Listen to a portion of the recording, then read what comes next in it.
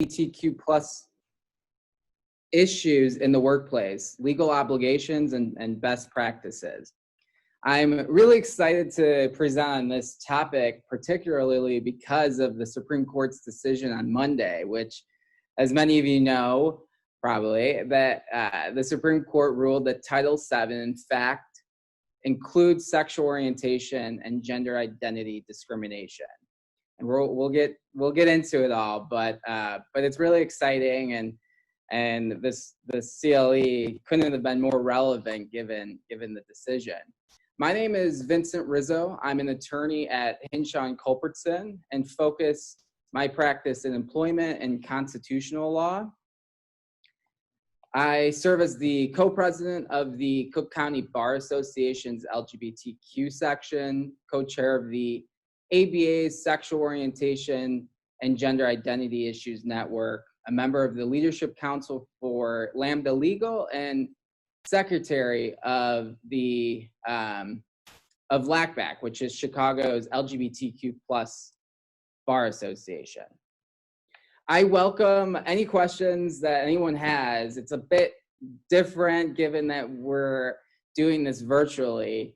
Normally, I love the interaction back and forth during a live presentation. So I'm going to do my best to try to answer people's questions throughout, but most likely I'll address questions at the end of the program.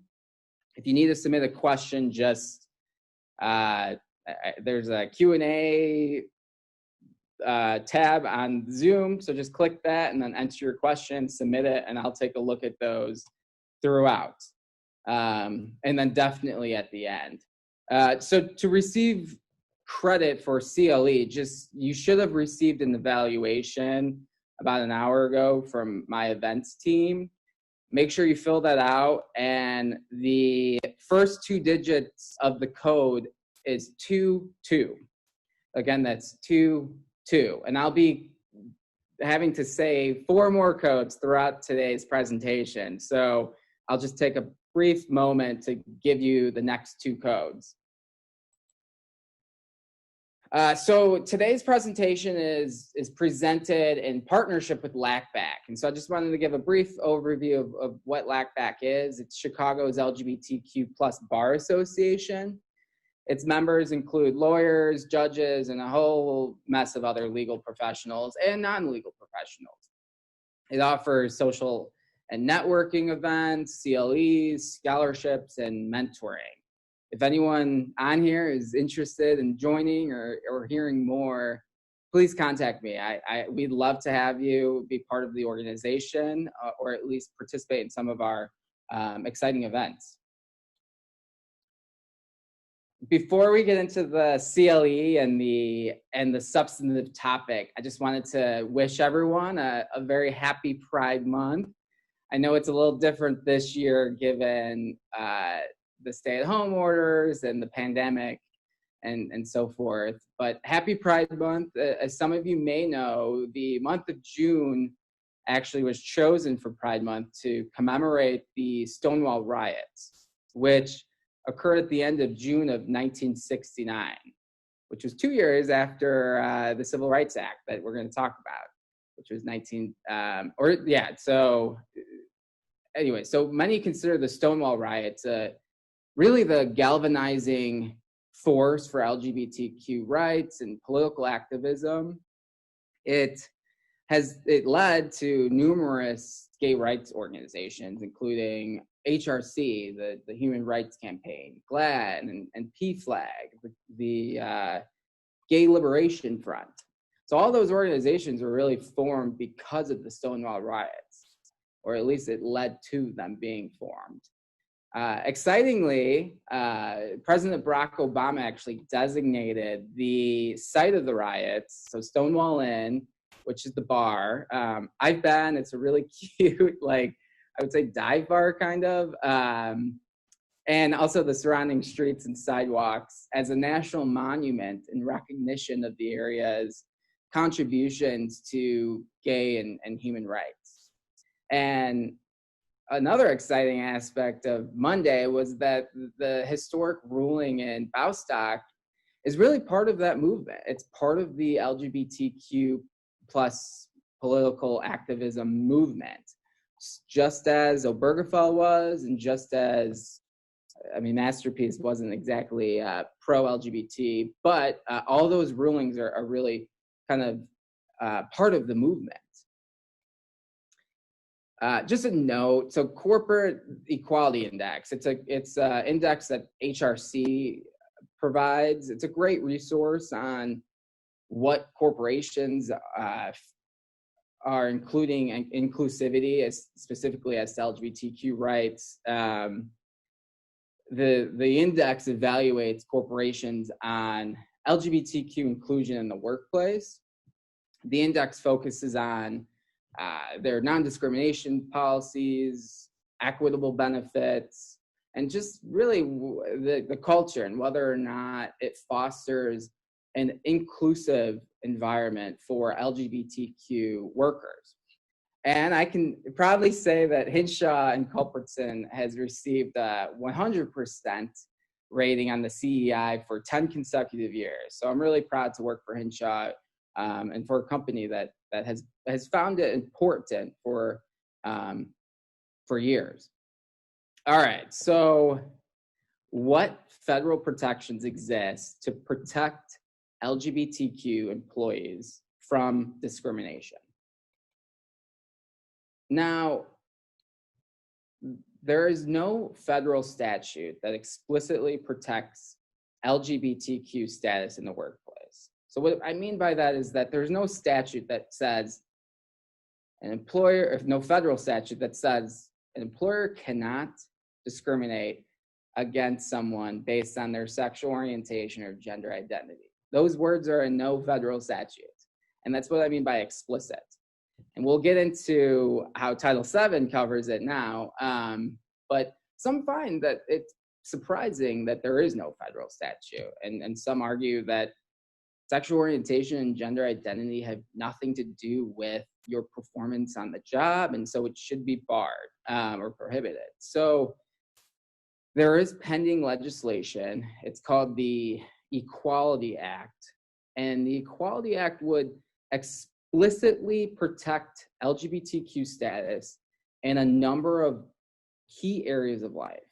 Those areas include employment, housing, credit, education, public service, and jury duty.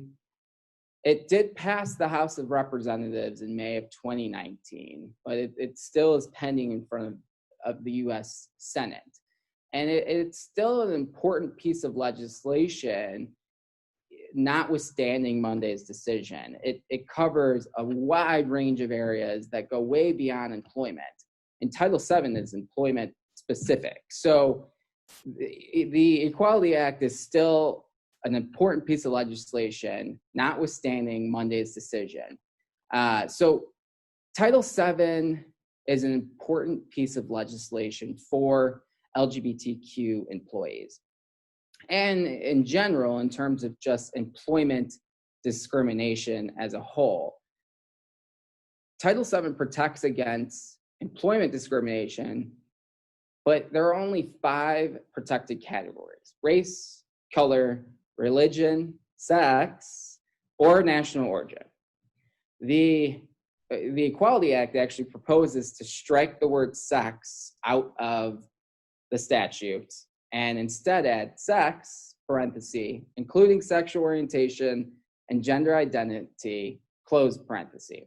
So the Equality Act would actually have the Title VII amended to include sexual orientation and gender identity. So up until Monday, many federal courts did not interpret Title VII to include sexual orientation or gender identity. Some did, including the 2nd, 6th, and 7th Circuits. But there was disagreement amongst the Court of Appeals as to whether or not sexual orientation and or gender identity discrimination constituted sex discrimination. And that's the question that the Supreme Court took up in 3 cases. So like I mentioned earlier, in a historic 6-3 decision just this past Monday, which is crazy that we're having the CLE only 4 days later. So I thank you, Supreme Court, for deciding it in advance of my very important CLE.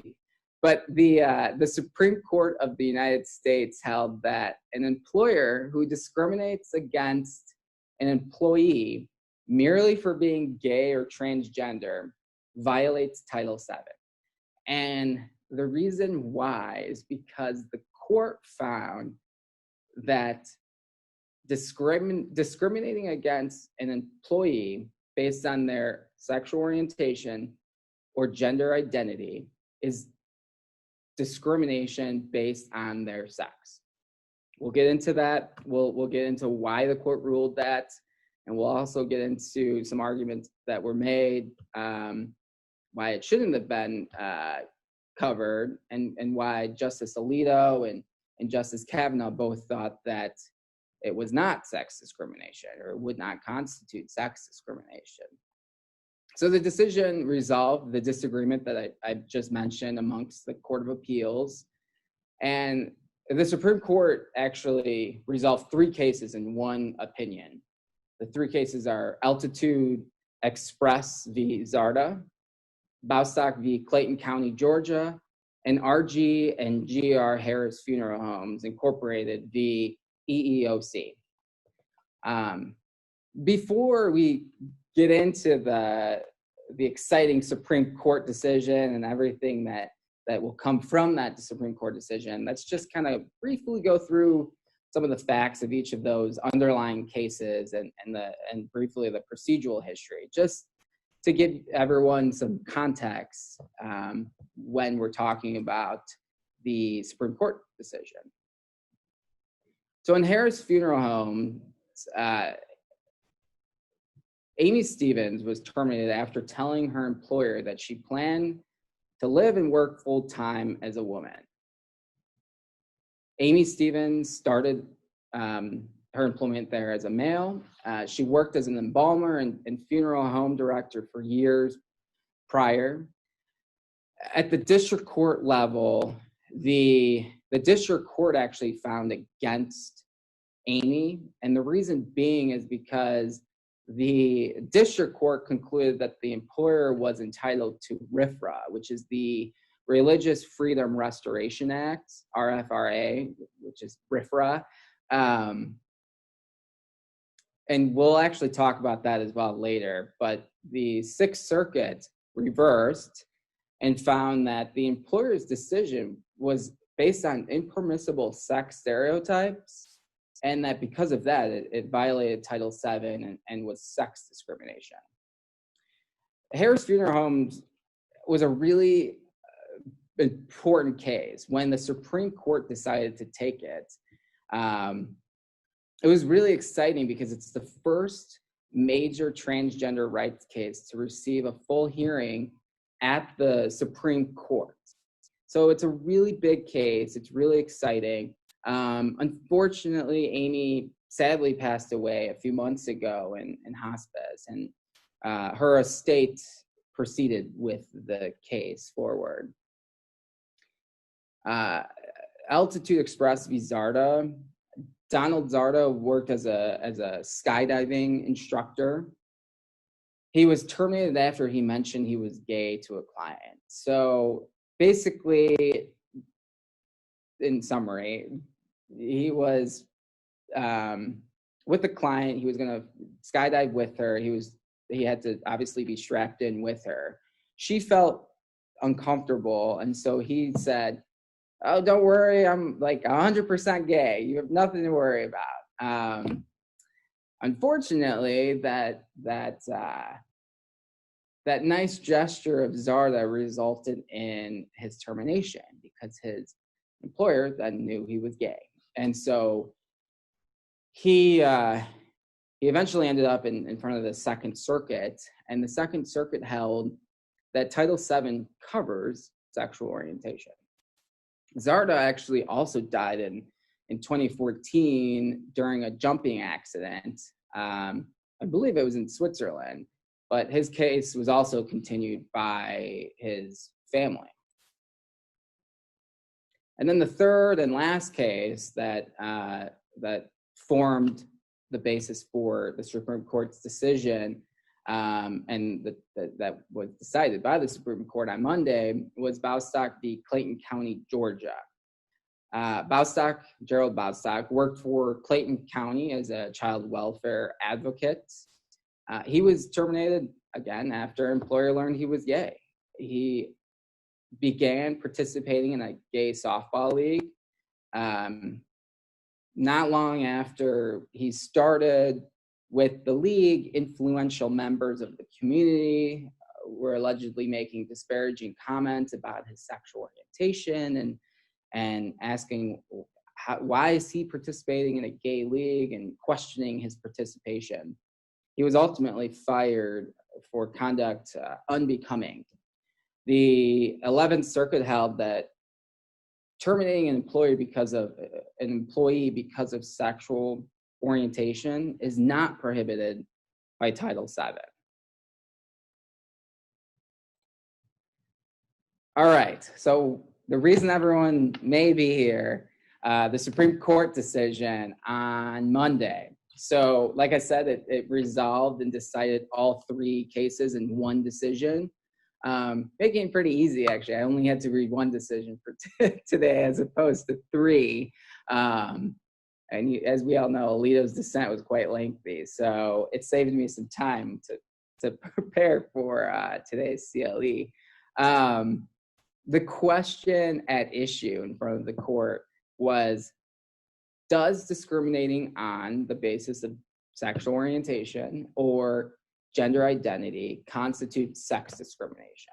Because, as we know, sex is a protected characteristic in Title VII, and gender identity and sexual orientation is not explicitly in there.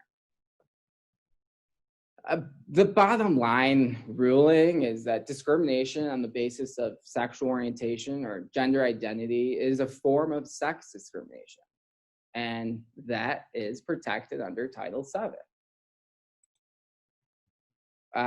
Justice Gorsuch, surprising to some, delivered the opinion. We had 4 people join: Alito, Justice Thomas, and Justice Kavanaugh all dissented. Many were surprised that Justice Gorsuch delivered the opinion. He's widely considered a conservative, and so many were concerned with how he was going to rule in the case. And not only did he rule in favor of the employees, he actually wrote the decision. And I think he really wanted to kind of emphasize his textualist ideology, and he certainly did that in his opinion. So I think by delivering that opinion, he made known that he's definitely a textualist, and that he's going to read the law as written, unless it's ambiguous, which we'll get into. The employees' attorneys were actually pleasantly surprised with Gorsuch during the oral arguments. They kind of were relying on him and thought, because of his questions and I guess maybe his demeanor during the oral argument, that they might have him on their side. So, and just during the oral arguments, I don't know if you all recall, but Gorsuch said during like a really important question that this is a really, quote, really close, unquote, case. So importantly also is that Chief Justice Roberts is also, considered a conservative judge. He was a George W. Bush appointee. If you all recall, he dissented actually in Obergefell, which legalized gay marriage. So it's important to know which judges were joining and which ones were dissenting, but particularly Gorsuch and Chief Justice Roberts, because of their kind of what people believe to be a conservative background. All right. So in order to understand this decision, you definitely need to look at Title VII and the actual language of Title VII. It would be really difficult to understand the decision without actually looking at the specific language. So Gorsuch spent most of its opinion dissecting the words of Title VII. And that's what I meant when I said he was a textualist. He really dissected Title VII, and specifically, he dissected the words discriminate, because of, and sex.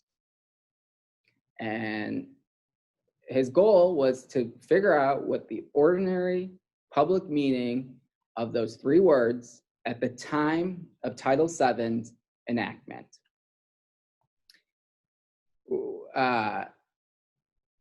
He recognized that courts occasionally do look at legislative history. But what was importantly noted by Justice Gorsuch is that that's only when words are ambiguous, when they're not clear, when you need to rely on something else. So here, though, the majority found that these three terms were clear, and that because of that, they didn't need to rely on anything else. They could just look at the laws written. There was no need to look at the legislative history or anything outside of just the language of the statute. And he made that very clear. Justice Gorsuch made it very clear and used the word straightforward, used the word clear. So Justice Gorsuch really found and emphasized that these words are clear and unambiguous, and therefore the answer is clear. And this is really just a straightforward application of Title VII's terms. And by the way, if the court had ruled that the words were ambiguous and, I don't know what these words mean, the court could quite possibly could have ruled the other way and relied on the intent of Congress when enacting Title VII, which, as we all know, Congress probably didn't intend for this to protect against sexual orientation and or gender identity discrimination when it was actually enacted. So I keep saying the word textualism, and there's a lot of confusion about what textualism is. It gets kind of mixed with originalism, but the theory of thought is that textualism is the interpretation of law based on the ordinary meaning of the legal text. And what that means is that there's no consideration given to non-textual sources, such as the intention of the law when passed, or what was the problem it was intended to remedy. Those kind of outside non-textual sources are unnecessary when the words are unambiguous. Originalism is the concept that regarding the interpretation of the Constitution that asserts that all statements in the Constitution must be interpreted based on the original understanding of the authors or the people at the time it was ratified. So those are really the two theories that we have in play here. So Justice Gorsuch had some strong textualist statements. He said, Title VII, those who adopted Title VII or the Civil Rights Act might not have anticipated their work would lead to this particular result. But you know what? They wrote it so broadly that it doesn't really matter. And only the written word is the law. And Justice Gorsuch recognized that the broad nature of Title VII and the broad writing of Title VII has unfolded into far-reaching consequences. We have same-sex sexual harassment or same-sex discrimination, so males discriminating against males, being protected under Title VII. These are also consequences that Congress probably did not really consider when enacting the Civil Rights Act. All right, so let's get into the words. So sex. All three employees argued that the term had a broader scope than anatomy. The court assumes sex refers to the status as either male or female as determined by reproductive biology. Now, I say assume because the court actually did not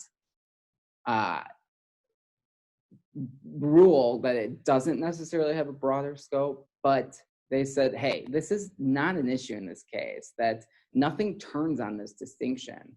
And so they just assumed that it meant what both parties agreed on to kind of make the ruling easier. But yeah, surprisingly to maybe some is that the word really didn't have much of a bearing on the analysis. The word because of, though, I think is really the most important word for this decision. I think that the majority's definition of because of, which really is unsurprising for any Title VII analysis, resulted in the decision that was made on Monday. So the majority found that because of, at the time of Title VII's enactment, means by reason of or on account of. And therefore, the but-for causation standard applies. What I mean by the but-for standard causation is that if you take one thing out of the situation, and you have to see if the outcome changes. If the outcome changes because you took that one thing out, there's a but-for cause.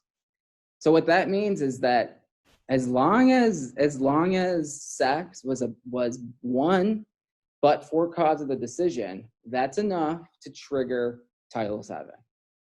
And an employer cannot avoid liability just by citing to some other fact that somehow contributed to its challenged employment decision. And we'll get into why this was important in this particular case, but Congress noted that Congress could have used the word solely or primarily because of. It didn't. It did note the 1991 amendment to Title VII, which codifies another standard, which is a lesser standard. It's the motivating factor standard.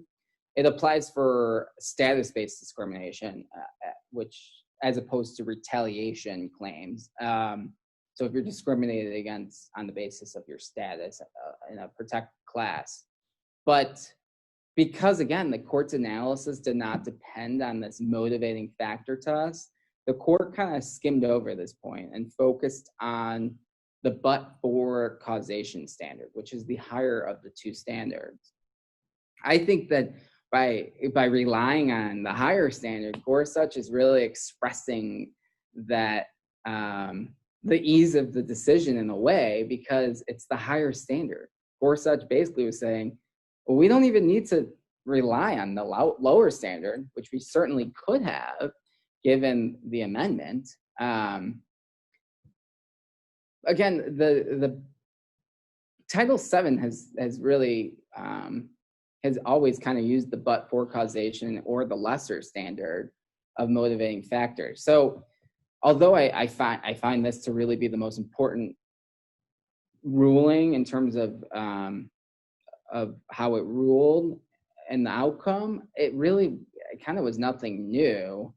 The court then went into the word discriminate and asked, what does it mean? What did discrimination mean or discriminate mean when in 1964? So again, the court didn't find much difficulty defining this word, really any three of the words.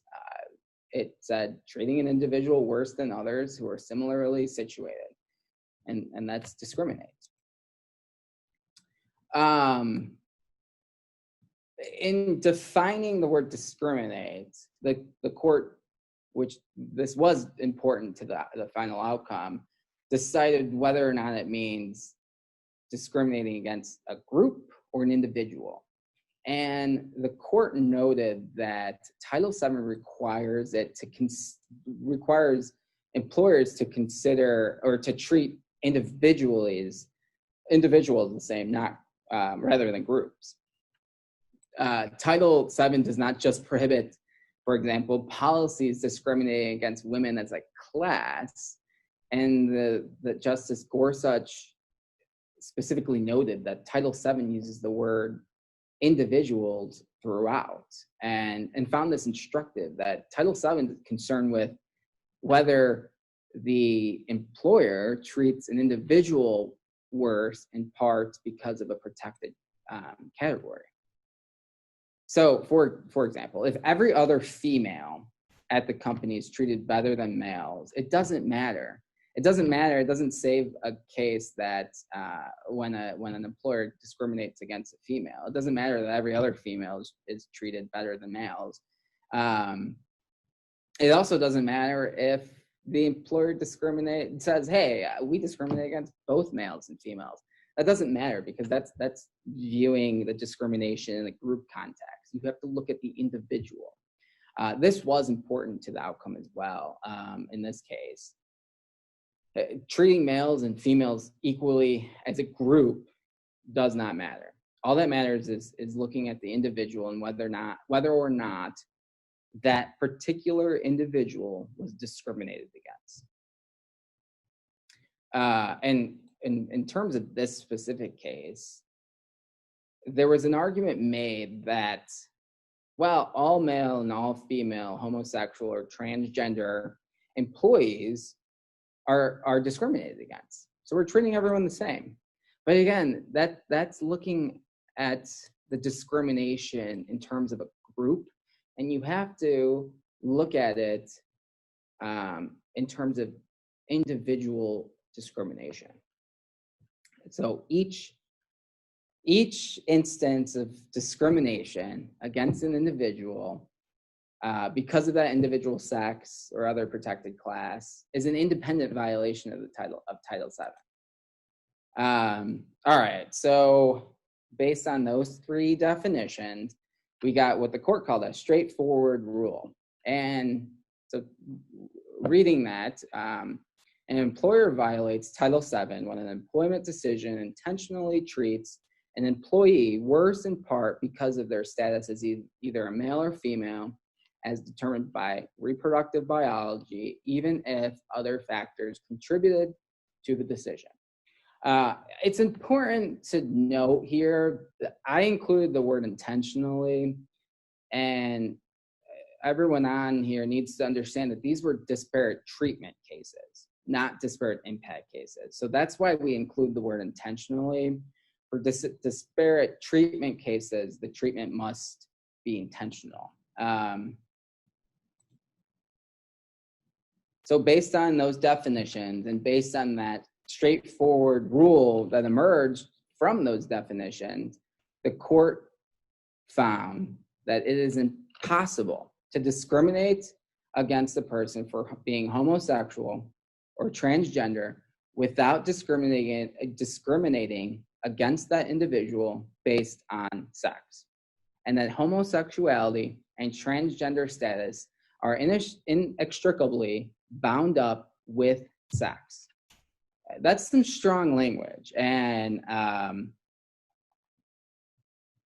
to understand why the court ruled that way, it's important to refer to kind of examples that the court used. But the court, bottom line, found that if an employer is firing a homosexual or transgender employee, they are firing that person for traits or actions it would not have questioned in members of a different sex, and therefore sex plays a necessary role in that decision, which is forbidden by Title VII.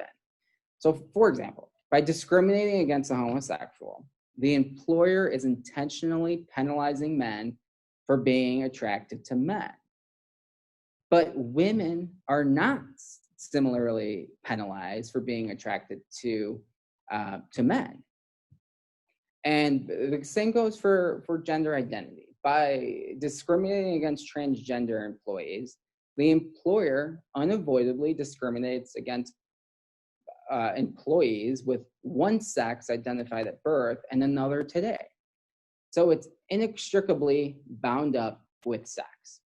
And the court noted that an individual's sex is not relevant to the job, and cited to Price Waterhouse, an important decision that I think kind of formed the precedent for this case, or at least in part. But the majority here noted that this decision today, the decision in this case, supports that message that we can't discriminate against employees for non-employment based reasons.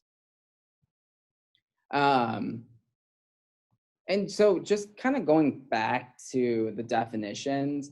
So because of, for example, I keep saying that was really important. And the reason being is because the employer was saying, no, we fired him or her because they were gay or they were homosexual or they were transgender. We didn't fire them because he or she was a female or male or based on gender. We fired them because of their sexual orientation or gender identity. But the because definition is important because it doesn't matter that, okay, fine, sexual orientation and gender identity may have certainly been part of the decision, but that doesn't negate the fact that there was still sex discrimination because the decision was also in part based on sex. And that's what is important about the definition of because it does not allow an employer to avoid liability for other causes, such as sexual orientation and gender identity. And then going back to just the word discriminate, and the majority's ruling that Title VII focuses on the individual as opposed to the group.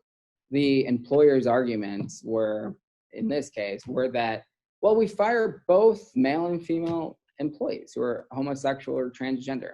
Again, I think I already mentioned this example, but again, the focus is on the individual. And because of all that, and because of the definitions, the court found that you can't discriminate against someone for being gay or transgender without discriminating against them based on sex.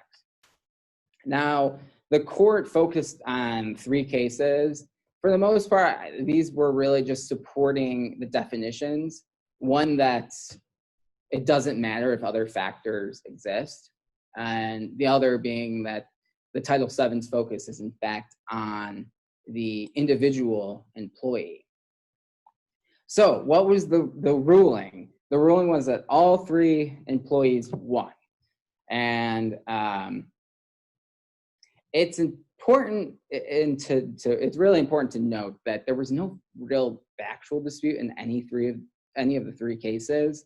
So the facts of the underlying cases were perfect for the court to finally decide up front whether Title VII includes sexual orientation or gender identity. And the court didn't have the opportunity really to resort to a factual dispute or some other reason for not touching upon the real legal question, which, as you may recall in Masterpiece Cake Shop, the court kind of avoided the real question and said, well, there was bias at the commission, so we're going to rule in favor of the baker.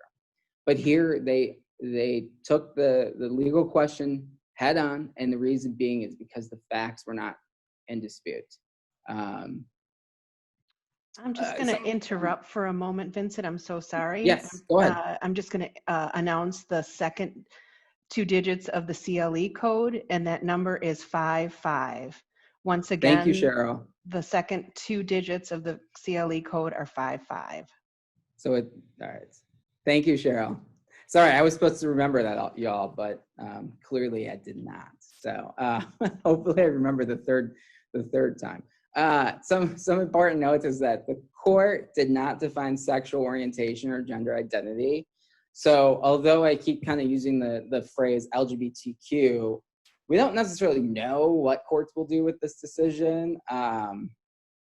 The B in LGBTQ is bisexual. Will courts interpret this decision to not apply to bisexual people? I would find it very difficult to not, but a federal court who wants to somehow get out of this decision could certainly differentiate it on that ground. And also gender identity. What is important to note is that gender identity wasn't defined. So I could certainly see district courts interpreting that as maybe those who actually had sex reassignment surgery, or putting limits on that word unnecessarily to get out of this decision. So it's important to note that the words weren't defined. And just to also note, this decision is really important for a number of reasons, and it has a lot of implications beyond the workplace. And we're not going to get into that today, because each of those kind of implications could be a CLE in and of themselves. But just to kind of summarize, it could certainly have implications to a vast array of rights to equality for LGBTQ people.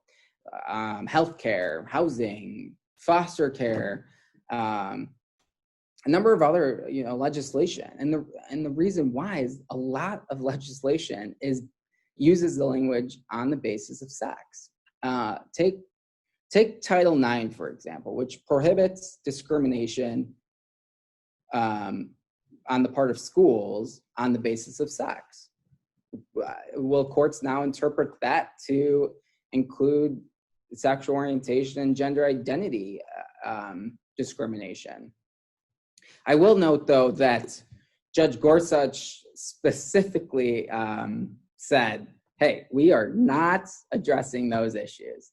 So again, district courts could rely on that guidance from Justice Gorsuch, which was kind of a lifesaver for some to try to get out of this decision. Again, it would be, in my opinion, really difficult to distinguish based on just the fact that it's barring some other sort of discrimination. I mean, the language is the same. So it would be hard to get out of it, but I could certainly see a district court trying to.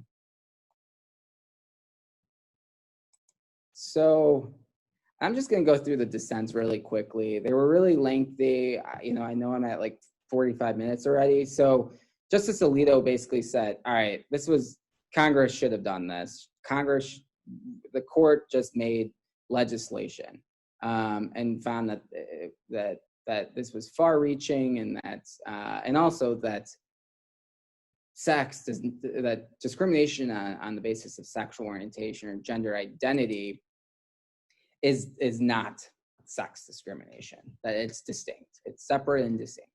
And Justice Kavanaugh kind of said the same for the most part. All right, so we have this decision. So what does this mean for employers? And I know we have some employers on here, so I want to take time to kind of go over those implications. So probably the most obvious is that employers cannot discriminate against an employee or a job applicant because of their sexual orientation or gender identity. And this is the important part, with regard to any term, condition, or privilege. And so it doesn't necessarily prohibit all discrimination. It only protects against that which is employment related. So recruiting, hiring, promoting, discharging, benefits possibly, and a vast array of other areas. But employers need to keep in mind there's other parts of Title VII. Retaliation. So now employers cannot retaliate against an employee or job applicant for asserting their rights to be free from employment discrimination if they're asserting that they were discriminated against because of their sexual orientation or gender identity. So, being a witness in an EEO charge, or communicating with a supervisor about discrimination, refusing to follow orders because it would result in discrimination. Employers also need not forget that there's an association aspect of Title VII. So employers need to understand that they also cannot discriminate against employees for associating with LGBTQ employees, even if they're not themselves in a protected class.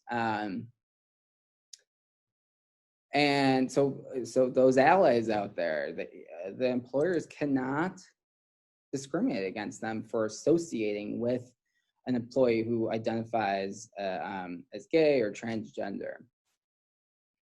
Another important one is harassment. So Title VII prohibits harassment. There's the harassment has to be severe and pervasive, and it has to alter the employment conditions. I'm not going to get into the specifics, but employers need to know that they need to be protecting LGBTQ employees against harassment.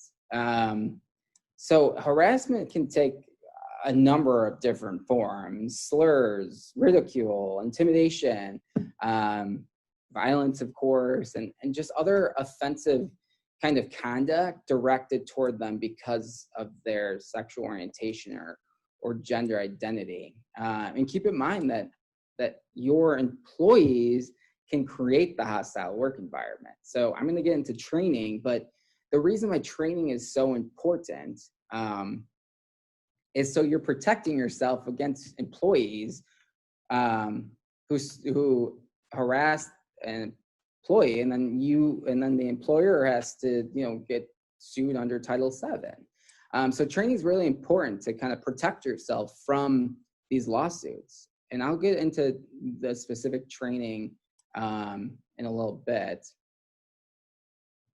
So, and also just a note, Gorsuch kept the door open as to faith-based challenges. So we don't really know how this decision is going to how impactful it's going to be, because Gorsuch opened the door to faith-based challenges, which of course any faith-based challenges are allowed really for any Title VII case, but he really made that clear and suggested that, these Title VII protections that I'm granting for LGBTQ individuals, well, they might be displaced if the conduct was religiously motivated. Well, I mean, most employers who discriminate against an employee because they're gay or transgender says it's based on religious grounds. So this could be a really broad exception and can make this case not as impactful as some people are thinking right now. And it's important to know, in Masterpiece, Gorsuch actually voted with the majority and said, hey, forcing the baker to engage in conduct that would violate his religious convictions would be contrary to the First Amendment. But basically, Gorsuch says, hey, bring these cases and the Supreme Court will decide the religious liberties that can supersede the Title VII protections. So one of those exceptions is the ministerial exception. I'm not going to get into this in depth, but it's rooted in the First Amendment. You have to be a religious institution, and the employee has to be a ministerial employee. RFRA is another big one. It comes from the Free Exercise Clause. It applies, importantly, it only applies to suits in which the government is a party, but it prohibits the government from substantially burdening a person's exercise of religion unless the government can prove it was in furtherance of a compelling governmental interest and is the least restrictive means of doing so. Okay, so who's covered? Not everyone's covered. It's companies and labor unions with 15 or more employees, state and local government. It doesn't actually cover federal government employees. So for those on here who work for the federal government, Title VII doesn't cover federal government employees. However, there's executive orders that do. There's one for federal contractors, so those who are doing work for the federal government. I think you have to do I want to say $10,000 worth of work. That order does include both sexual orientation and gender identity. However, the one that applies to federal employees only includes sexual orientation. Some of the remedies for a violation is back pay, front pay, and so forth. For those individuals on today who work for the government, keep in mind this decision may affect a worker's rights under Section 1983, which allows people to sue the government for civil rights violations. One of those being the Equal Protection Clause, which requires the treatment of all people similarly situated alike. So sex-based discrimination included. So I could imagine that this will redefine the parameters of the Equal Protection Clause as it relates to sex discrimination. All right, so the state protections at this point aren't as important, but just so you all know, this decision is really important in those states that do not have a separate state law that prohibits discrimination in the workplace based on sexual orientation or gender identity. And although all those states are those in gray, so there was, I believe it's 25 or so states that had no laws prohibiting sexual orientation or gender identity discrimination. And so this case now is giving LGBTQ workers a legal remedy and a legal recourse. Now their cases are actionable. They can go to federal court and say, "Hey, I was discriminated against because I am gay," even though 5 days ago they weren't able to do that, possibly depending on the jurisdiction they're in, federal jurisdiction. So in terms of compliance,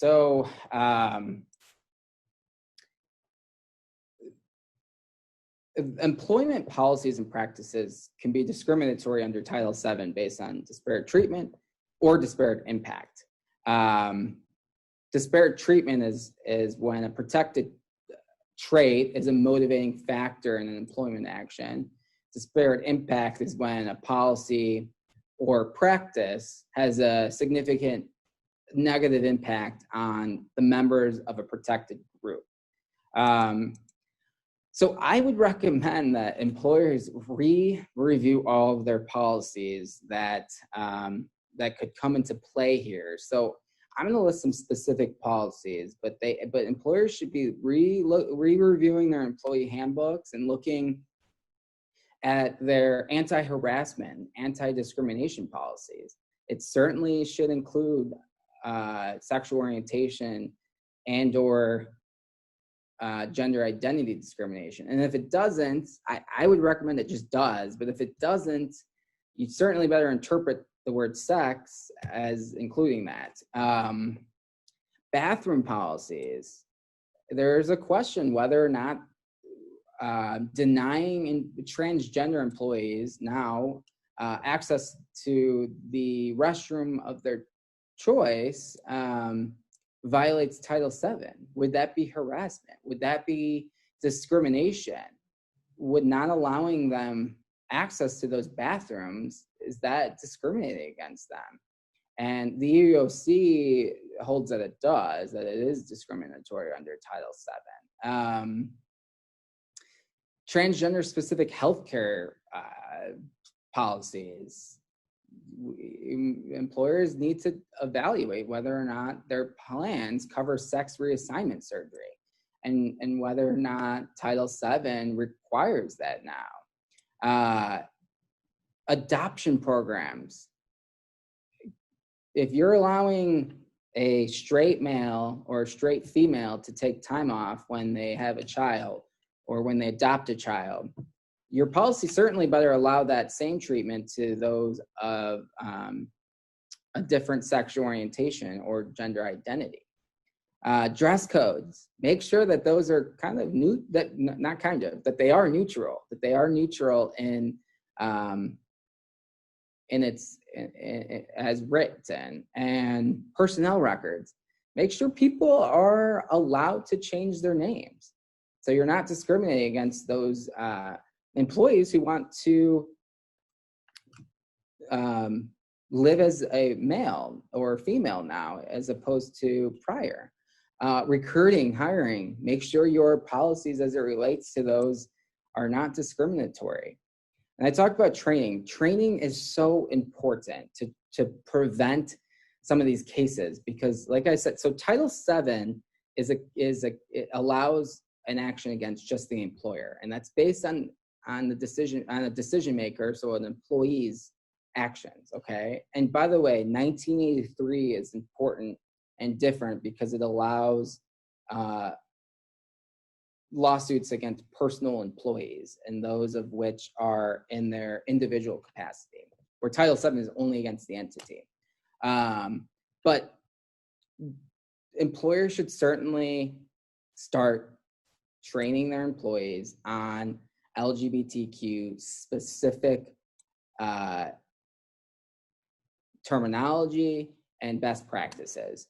They need to be letting their employees know, what does it mean to be transgender? What should they be doing? Because that's going to tell them what you as the employer require, and it may prevent some of these lawsuits. I've conducted numerous trainings to clients on inclusivity, and sometimes employees are just clueless. They don't know what's okay and what's not. So these trainings sometimes are really important. And it could potentially save the employer from lawsuits.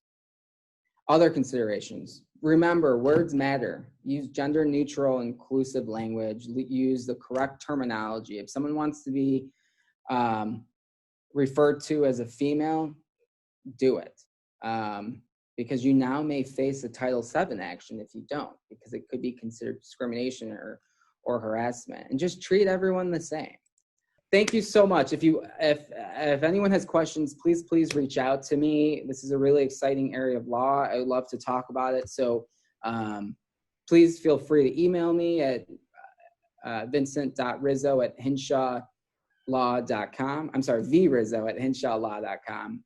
Or give me a call at 312-704-3234. Thank you so much, everyone. I hope you enjoyed the CLE. And just to don't forget, the last two numbers in the CLE for CLE credit is 22. All right. So Vincent, this is Cheryl. I'm just going to reiterate the full number. It's 225522 for the complete 6-digit number. Thank you, Cheryl. Thank you all for joining us today. Have a great day. Thank you, everyone.